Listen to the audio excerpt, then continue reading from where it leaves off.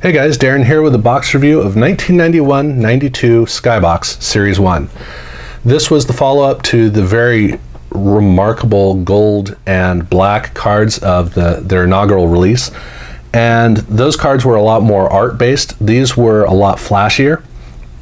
It was interesting to see where they would go with, because the whole Skybox theme was built on those really great gold cards. And so here they went, instead of with dark, subdued, high art type of approach, they went with bright, flashy 3D.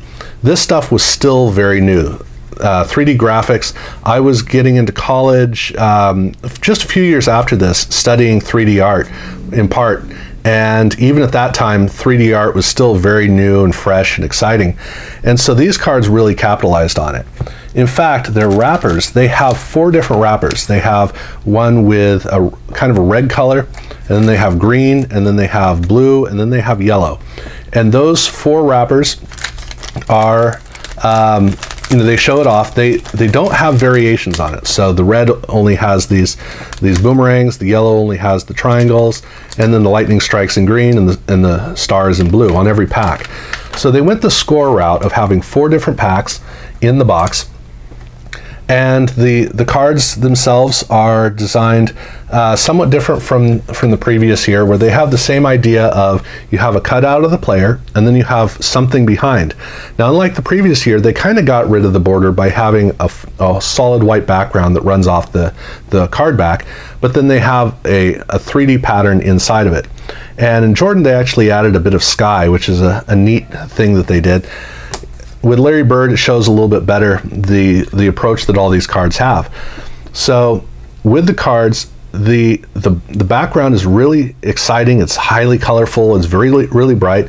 The player's name is so easy to read, and the logo looks really good, kind of floating there in space. And the card back is so much better than the previous year.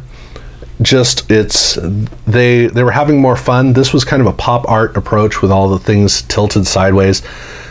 The only problem these cards have is the fact that in the cards, you can't see the image of the player very well. And a lot of these players are not well lit, so they're really dark in the image.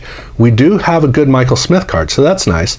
But because the players are not, the lighting back and forth, so some players, like Kevin Gamble here, where there's not enough light to really allow him to compete with the background. Of course, he's going to get buried. But with Muggsy Bogues here, he's well enough lit. The problem is that the whole background is so lively and active. There's a lot of stuff in these backgrounds that the players get lost. So the players rarely work with the background, and they're rarely noticeable because the background is the dominance.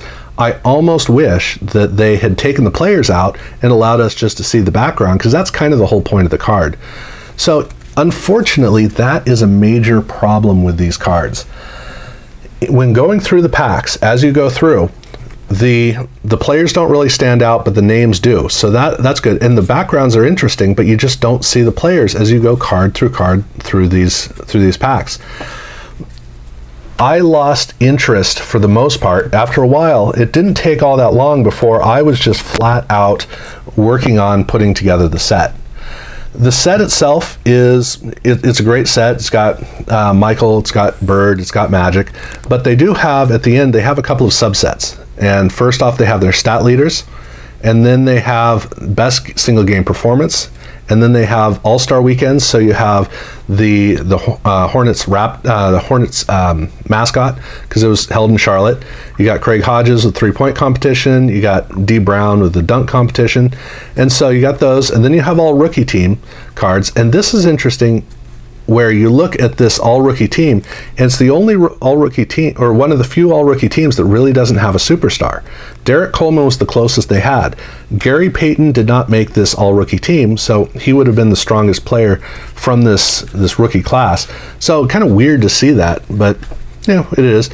And then GQ cards, and they have some Basketball Centennial cards, and then they have the finals, cards from the finals, and then they close out with these education cards.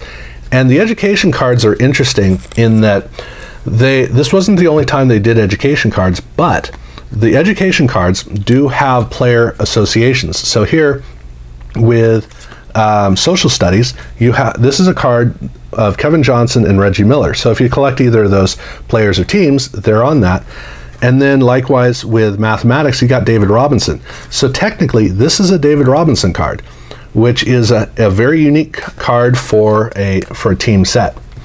So that's a fun little thing that's kind of stuffed into it. But those chase cards those were the chase cards, basically. That was kind of the way we collected cards. And so because they didn't have inserts and parallels, opening a box like this, I like to complete a set if I can, just because it makes the experience feel complete. If they have inserts and parallels to continue to chase, I don't mind getting a second box. But in this case, I did get one complete set. And I got a little over half of doubles. Well, some doubles, almost all doubles, a couple of triples were in it. So I was glad that I got a complete set because that just felt right. And I don't know how consistent that is, but I wasn't seeing any patterns. So it's possible, there's a good chance you won't quite get a complete set, but you'll at least get really close if you don't. And with the doubles, I did really well. So I got an extra Neek, Larry Bird, Jordan, Joe Dumars, Dream, Reg, I got Magic, David Robinson, and Sean Kemp. So, I didn't get Sir Chuck. I didn't get Stockton and Malone. There were a few stars I didn't get, Pippen, and Ewing. That's about it. I got just about everybody else. And then I got both significant stat leaders. I got Stockton and Jordan. And then All-Star Weekend, I got a Sir Chuck. I got the GQs of Magic and the Dream. And I got Magic versus Michael. And I got the Michael Jordan with the trophy. And then I got the Patrick Ewing for art. So those were the cards that I got doubles, or those were my doubles of note. And then I also, just to show you the other cards that weren't regular player cards, there's a Robinson and Olajuwon, the Bulls celebrating, and then the two cards I showed you here. Those are the only subset cards that I did not get doubles of, so I pulled them out to show you. Other than that, these cards, unfortunately with these cards, because the background is so dynamic and lively and fun, the players get lost in them. And the players also don't have any interaction with the background, which is, it's too bad. So for me, as I was going through the packs, it didn't have the same fun experience for me. But here's the thing, for kids, these cards are great. I mean, these are bright, shiny objects. If you wanted to get a kid into basketball cards, this is exactly where I would begin to, where I would have them begin.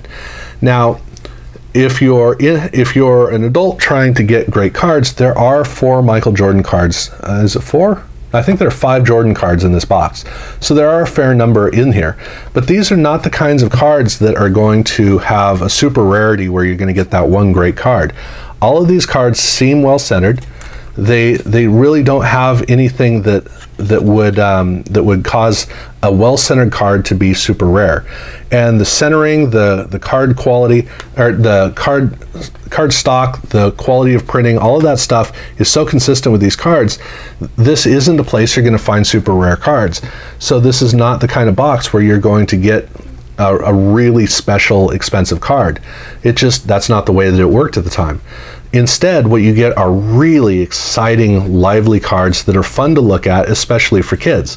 So that's where I would say, if you want to sit down with your kid and just enjoy cards, if you want your kids to have, young kids, if you want them to have a set of cards that just captures their imagination, that's what these cards are.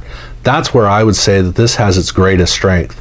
And I hope that there are a lot of kids who get to enjoy this like I did.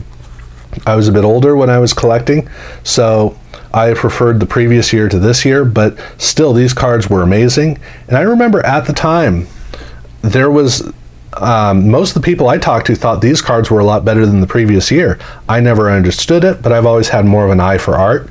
So I get that, but overall, they're both great sets. They just have a different approach. They have a different feel to them. And you know my preference. So it is a fun, these are fun. I will say that. These are definitely fun. But again, it's for young kids. I think that's kind of the sweet spot.